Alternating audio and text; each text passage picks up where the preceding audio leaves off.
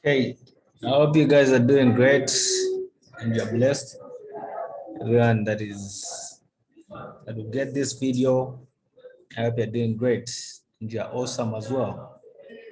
Now, I want to give an insight of concerning Nasdaq in accordance to the analysis that I gave today in the morning, of which only part of it happened, and I saw that we were in profit. Then we came out, and it was a done deal. It was just for a short period of time. It didn't hit the main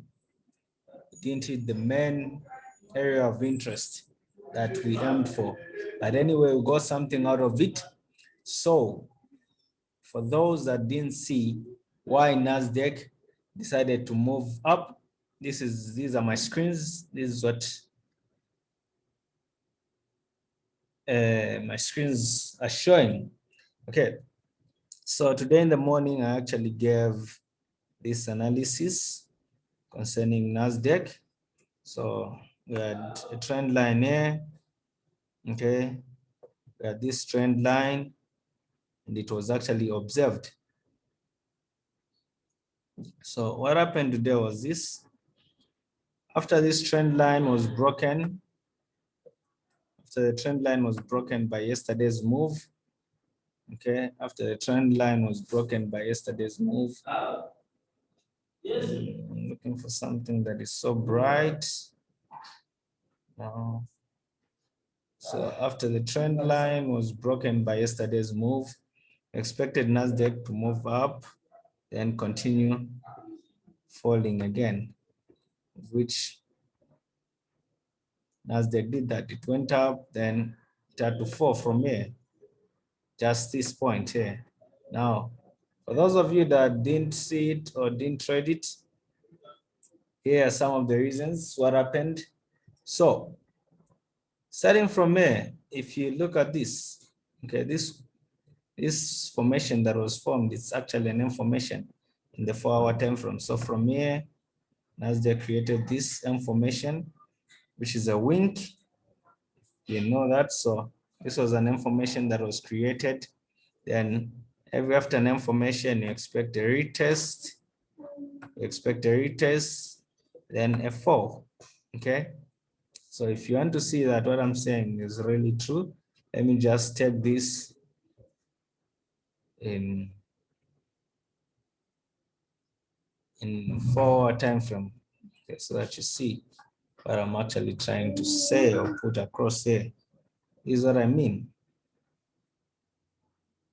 Okay, this is what I mean.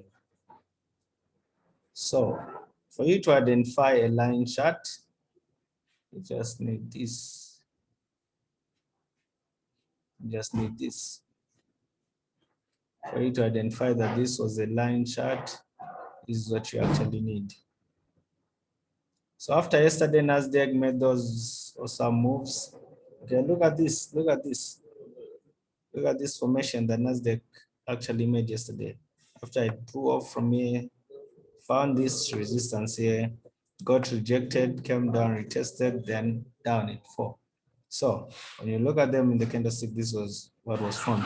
So after this, I had anticipated this move upward, and there was this poop down. So every afternoon formation, we expect a retest and a continuation to the downside, okay, indicating a change in the direction of the market, of which when I gave the analysis today in the morning, that's what Nasdaq did. That's why there was this smaller candlestick here. But I had actually anticipated this move to be, for it to be more. I anticipated it to reach this level here, level 13,733.8, which was acting as our resistance level here, resistance level here, resistance level here, okay, resistance level here. It acted as a resistance level here. Then after the breakout retest, and a continuation to the upward move. Okay, so from there, that is why I gave out an insight concerning Nasdaq that what we are supposed to anticipate today was actually a fall. From here, I anticipated the Nasdaq was going to drop. Okay, so which that was what was supposed to happen. But anyway, these are markets. These are markets. They move in the direction they choose to. Okay. So after this, there was this. I gave this signal here. I gave this signal here. Gave it here. It was like this. From here, anticipated Nasdaq to move. From here, anticipated Nasdaq to move up to this level, meaning completing the M formation, but Nasdaq actually ignored that. Now pay merit attention and look at how the levels were observed by Nasdaq 100. You'll find that everything was clean and pure. Okay. Now, when you go back in your 1 hour time frame, okay, you realize that we're still in an uptrend. That's one thing you need to bear in mind. We're still moving in an uptrend, and this level has not fully been tested by the 1 hour time frame. Okay, so look at this now. Look at this now. So after Nasdaq made this drop from May, some of you don't know why this drop happened. After Nasdaq made this drop from May, it went back for a retest, then a continuation. So from there, you're able to detect this. Look at this level. Take a good look at this level. Take a good look at this level. Okay. So when you actually look at this level, you will see something that is amazing. Okay. The main reason why Nasdaq failed to break even is this, because it has completed its information, then and an information, a retest was done, then it failed to break even. So there was this level here. This level is where the formation was completed. This is where the M formation was completed. So after that, we anticipated this move to the down, but we actually saw it to be more than that because of this drop, because of this. After a break from the trend line, so after a break from the trend line, we anticipated the market to go up for a retest and a continuation, but that didn't happen. Markets know how they move. Okay, so what happened was just this move here. After the breakout, okay, Nasdaq went up, tested this level, then it had fallen. This drop, this slight drop took place. This slight drop here, which has tried to change my colors, something that will be seen. Okay. So this drop happened, Nasdaq dropped these three candlesticks, then from there it continued moving up. Now, what was the main cause of that? When you take a good look at this, you will find that this level here acted as a resistance here, okay? Acted as a resistance here. Then immediately it was broken by this, it acted as a support here. So Nasdaq also obeys this, acted as a support, as a resistance again, as a resistance again, as a resistance again. But after it was broken, so what we anticipate is this level to act as the support. Then from there, Nasdaq could go up.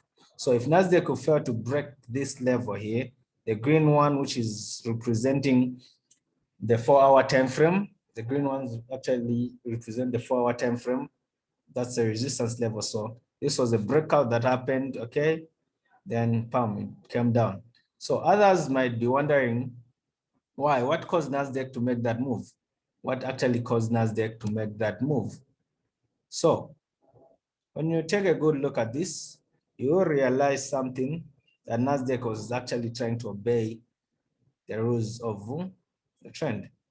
Okay, here you go.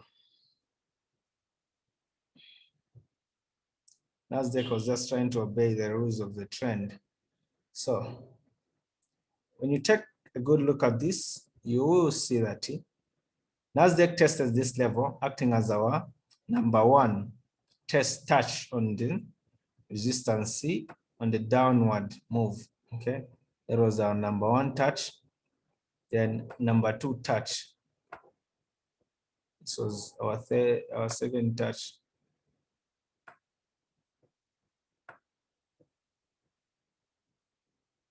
So this was, just try to lock this. So this acted as our second touch, this level here. It acted as our second touch. Okay. This level acted as our second touch, and this was acted as a third touch, then it got broken. Okay. Meaning that here, after this breakout happened, after a breakout from the trend line, what you are supposed to see is a retest, which happened, then a continuation to the upward move. Okay. It obeyed those rules. Nasdaq moves in accordance to the rules. So after a breakout from the trend line, a retest, then a continuation to the upward move. Okay. So now here, other people wish what they didn't see is this. Okay. Why Nasdaq was moving in that manner? Why is it moving upward? Okay. So Nasdaq is actually just trying to create a form. Look at how many times Nasdaq tested this level. Tested this level here. Tested this level here. Tested this level here. Tested it here. So it's testing it here. So every time a resistance level is broken, this is a resistance level, is broken, we expect a resistance level is broken, we expect a retest and a continuation. Okay, so that's what is supposed to happen. So after this resistance level got broken, this was a retest that is happening, then the next move would be a continuation to the top. Now that would have to confirm if this level here, level 13,848.6 was it a resistance, acted as a resistance, but it hasn't fully been respected compared to these other levels. So what we're supposed to see now on Nasdaq is this.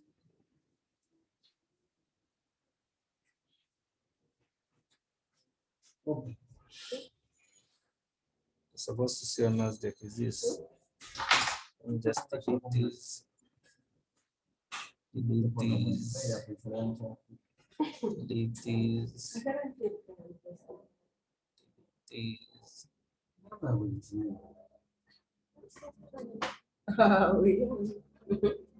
Okay.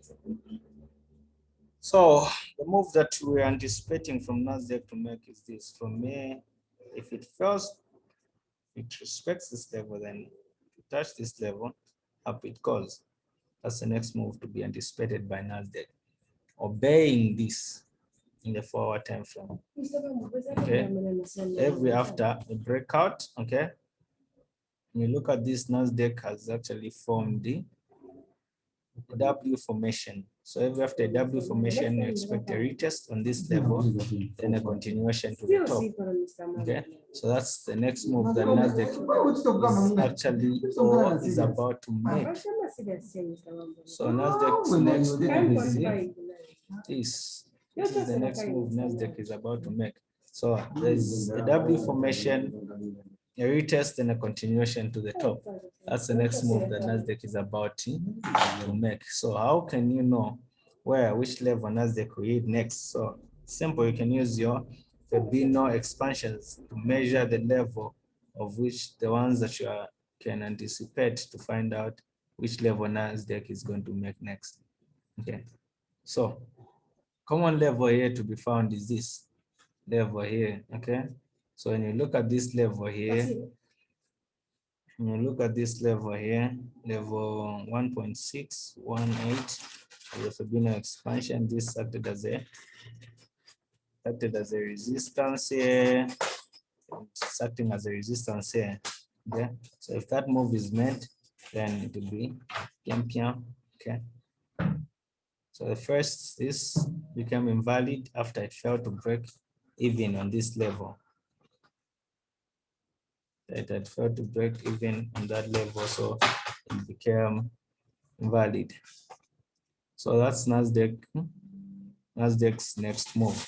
So from there, after a breakout, retest and a continuation. If this is indeed a breakout, but if it's a fake breakout, then this break to the top is a fake breakout. If this is a fake breakout, so what we are supposed to anticipate is this. If it's a fake breakout, as they could come here, break this level, test it, okay? Because it's acting as a, it was acting as a resistance. Now it also have to act as a resistance. If it's a fake breakout, then continue to fall, okay? But if this is indeed a true breakout, Nasdaq, there are two breakouts now. We have this level here acting as a, need to act as a support, and this, okay? So we've got two breakouts. There's this breakout, this breakout. So if this breakout is indeed a breakout, Nasdaq will test here, then the next move to be made is up.